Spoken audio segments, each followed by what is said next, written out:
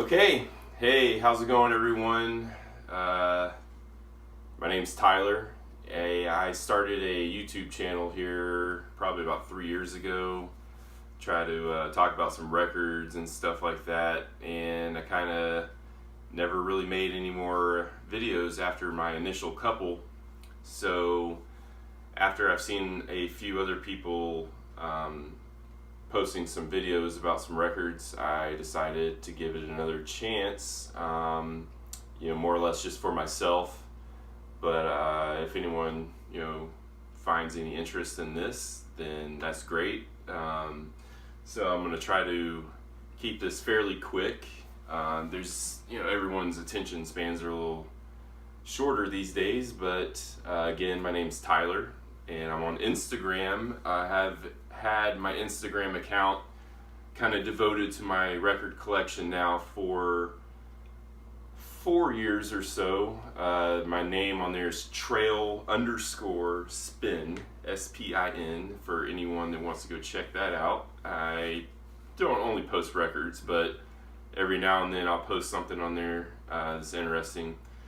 So, in the past, my last couple of videos I made 3 years ago were kind of themed out to a single band. I did a Pavement video, I did a Dinosaur Jr. J Mascis video. This video is going to be kind of themed for a top 10, if you will, for some records that mean a lot to me, have a lot of maybe not necessarily monetary value, but sentimental value and monetary value, and some white whales that I have in my collection. So these aren't necessarily the most important records I have. A few of them are, but this is going to be kind of a top 10, and excuse me if I keep clearing my voice. I've been kind of sick. I've some congestion. Here in Atlanta, it's actually snowing outside, so let's get into it. Like I said, it's going to be kind of a top 10. I kind of tried to order these as best as I could. So the first record that we're going to talk about is actually a soundtrack, and it's a very important soundtrack, and that would be the movie Singles, and that was released in 1992 during really the beginning of the Seattle grunge explosion. So this album was pressed originally in 1992. Those original pressings are very expensive, and this got a reissue last year or the year before. I think last year. We're in 2018, so it's got Pearl Jam, Smashing Pumpkins, Paul Westerberg did a couple songs on here. Of course, Soundgarden, Mother Love Bone, R.I.P. So Alice in Chains' Wood is a great song. That starts it off. So this is just pressed on regular black vinyl. That's inside the gatefold there. It's a very, very well done reissue. It sounds great. So I always wanted this soundtrack ever since I was a little kid, and I saw this movie for the first time. That kind of what sparked my whole interest in music to begin with. So this is a very important record to me. There's lots of very good songs on here. If you've never seen the movie, it's an okay movie. It's not the best movie I've ever seen. It's definitely more known for its soundtrack. So check it out. Anyway, that was 1992, so we're going to move on to the next one, try to keep it going quickly. This album came out in 2005, and was just reissued by a great vinyl subscription service called Vinyl Me Please. That I've had them for about 3 years or so, and that would be Demon Days by the Gorillaz. This was the first time, I believe, Vinyl Me Please sold out in a matter of hours, and it was pressed on this awesome kind of transparent red vinyl. Get that in the camera there. When this album came out in 2005, I was 19 years old, and I bought this CD. The first Gorillaz album, it wasn't that important to me. I remember there's a song called Clint Eastwood that was on the radio a lot, and I listened to that a lot. But this album I bought, that's the inside of the gatefold there. I just fell in love with this CD. I had the CD back then, and I would wear this CD out all the time. It didn't leave my car for months at the time, and it's just funny how certain songs and certain albums take you back to a particular time in your life, and every time I put this on, I just immediately go back to being 19 years old and driving in my car. That was a confusing, interesting time in my life. It was a great time, and this album was very essential to me at that time. So it was a great record, and I'm very glad I got a copy of it since it was in such high demand. So that was 2005. The next album is the same year, 2005, and it was another album that didn't leave my car, and that is Bloc Party, Silent Alarm. This was pressed originally in 2005 as well. Those original pressings go for a lot of money, and this was reissued a couple different times. I think there's some bootlegs out there as well. It's got a bonus 7-inch with it. But this was a UK import, I believe. The sound quality on this is okay. It's just on regular black vinyl, as you can see. The sound quality is okay. Like I said, I love this album. It's one of those albums that is just perfect to me from start to finish. There's not a bad song on this record. What a great band. I know they're still around today. Honestly, I'm not a huge fan of any of their new stuff. It's kind of a bummer, but this record is just phenomenal. It's got a lot of emotion, and like I said before, every time I listen to some of these songs, especially like This Modern Love, takes me back to being 19 and going through all kinds of crazy relationship drama that I was going through at the time, and just being 19, 20 years old. So, great record. Definitely a great record. This next one, we're on our 4th record now. So that would be 10, 9, 8, 7. So at number 7, this is REM Monster. And this is a original pressing from 1994. It was still sealed. I couldn't resist. I opened it up, and obviously I've listened to it a few times. But this is the original pressing on the Warner Brothers on black vinyl there. This is a extremely important album for me. One of my earliest memories of actually really getting into music, into a band, was REM. When this came out, I was about 8 years old, 9 years old, or something like that. And I had this on cassette. I had this and Automatic for the People on cassette. And this was actually the very first concert that I got to go to. My mom and my stepdad took me to see REM on their Monster tour here in Atlanta.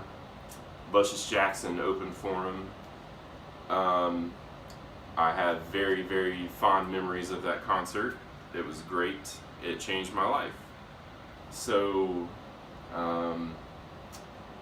having this on vinyl, an original pressing that was still sealed, it's still in the shrink wrap, as you can kind of see there.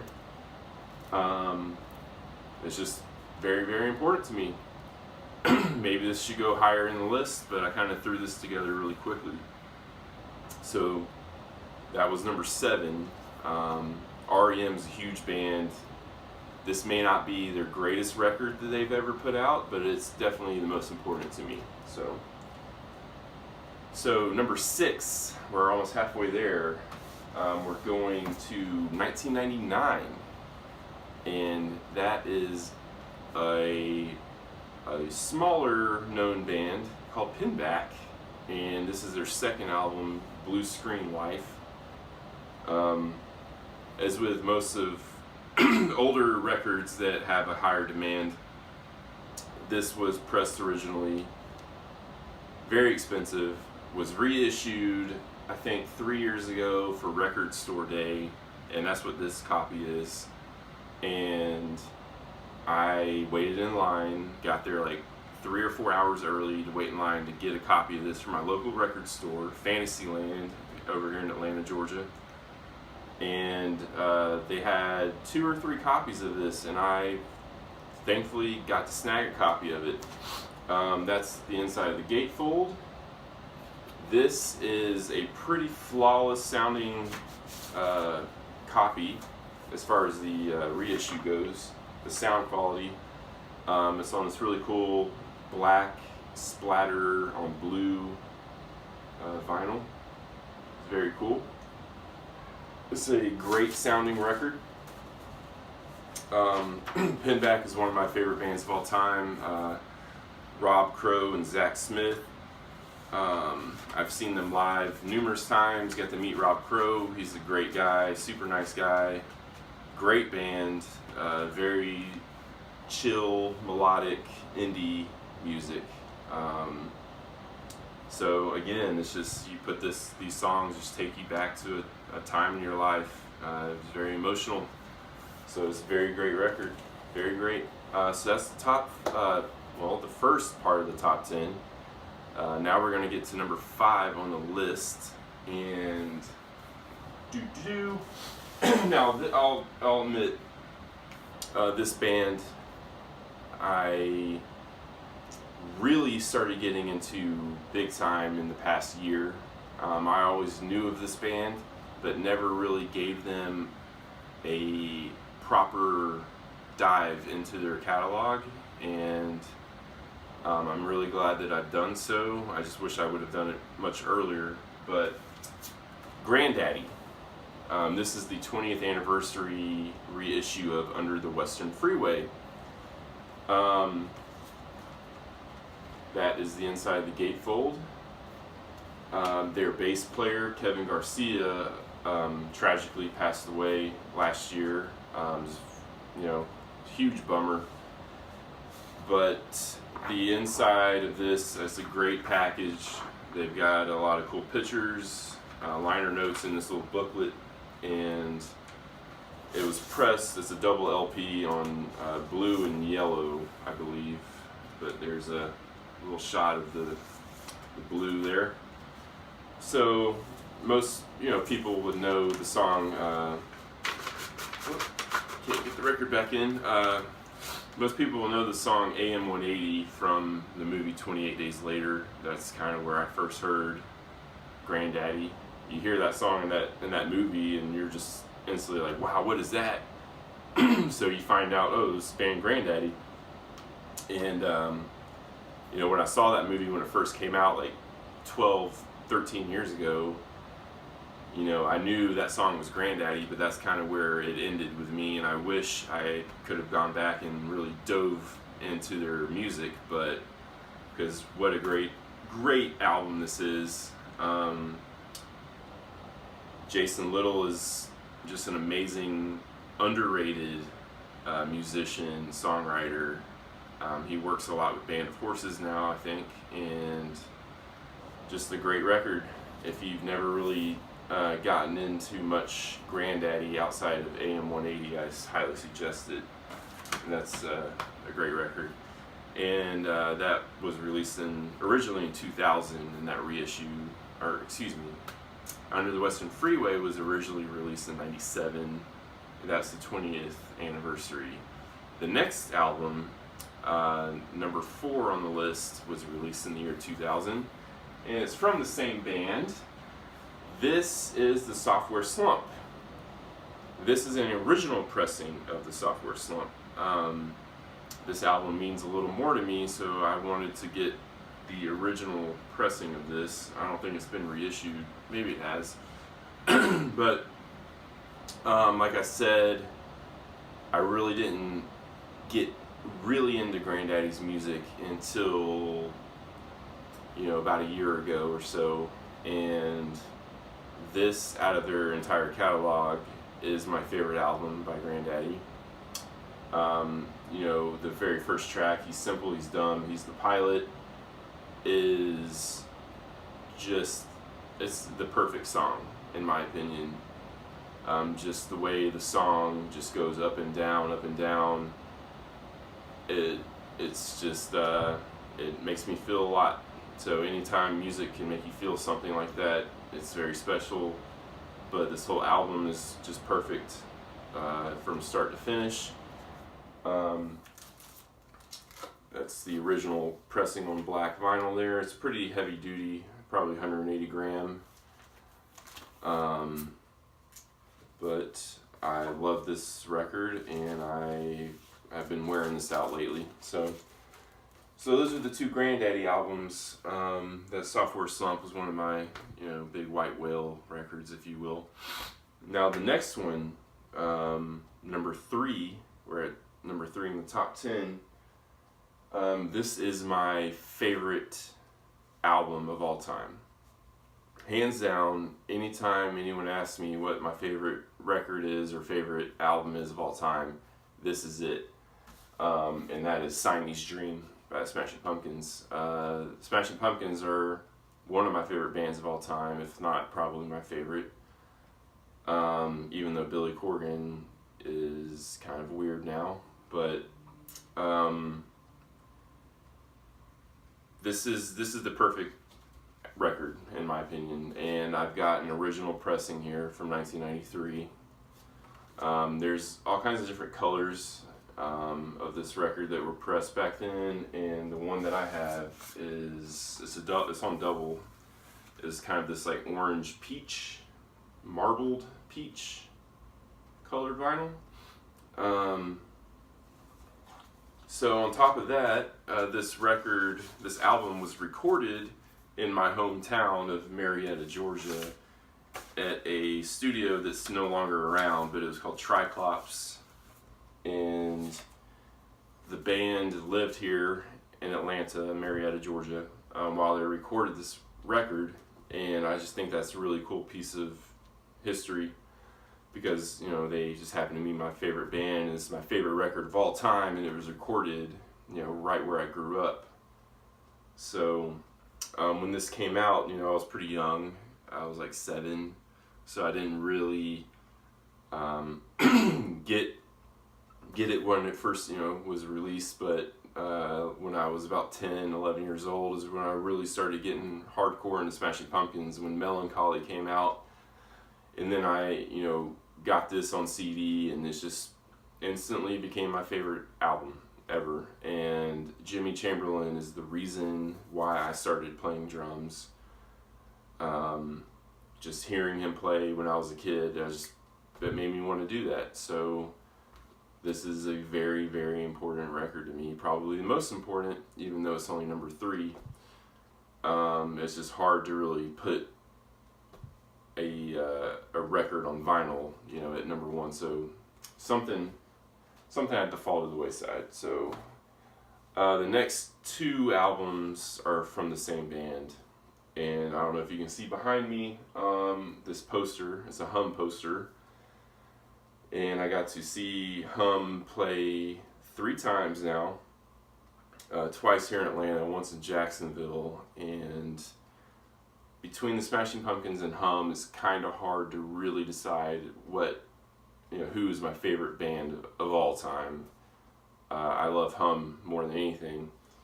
So this was probably my biggest white whale, and that was Downward is Heavenward. And this is an original pressing. Obviously it hasn't been reissued yet, but that was released originally in 1998. This was their last album they released before they broke up for the first time. They've since reformed and they tour and everything. When I saw Hum play in Jacksonville, Florida in October of 2015, They played with Torch and Failure. I got to meet one of the guys from Torch after the show. He kind of brought me backstage. I got to meet Matt and Tim and Jeff from Hum and got to hang out with them. And that was really one of the best nights of my life. That's the back of it. The packaging is nothing really special, but this record is super special to me. That's the actual vinyl itself. Super important record. I love that band, love that album from start to finish. So if you've never, if you're a Hum fan, if you've listened to Stars, I know the song Stars, but that's kind of where your Hum knowledge is. I highly suggest checking out Downward is Heavenward. You'll be blown away. So number 1 is the aforementioned album that Stars is on. That is You'd Prefer an Astronaut. Now, a few years ago, when I first started really getting into collecting vinyl, I bought this, and it was the one of the SRC pressings, right? Yeah, it was the SRC, and it was on clear, and I thought, oh man, like this is such an awesome record. I love this band. I love this album. It's one of my favorite albums of all time. And then I kind of learned the backstory of how SRC released those reissues without the band's consent, and I since then, and then plus the sound quality of those SRC pressings are terrible. Don't ever buy any of those.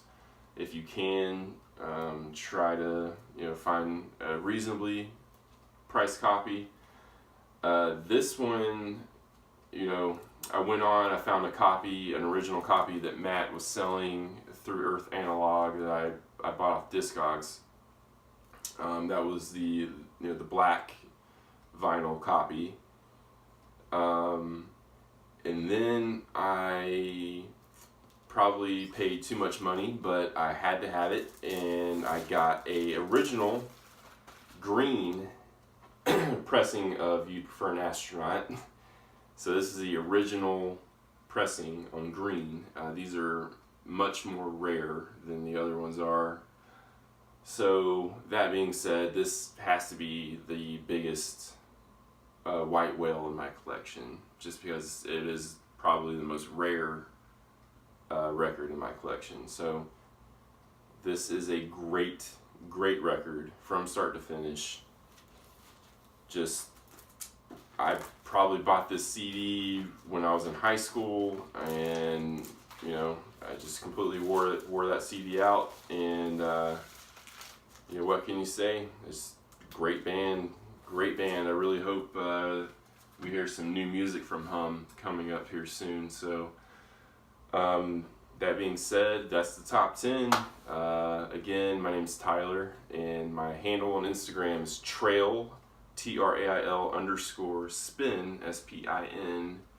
So maybe I'll do some more videos. Maybe, we'll see.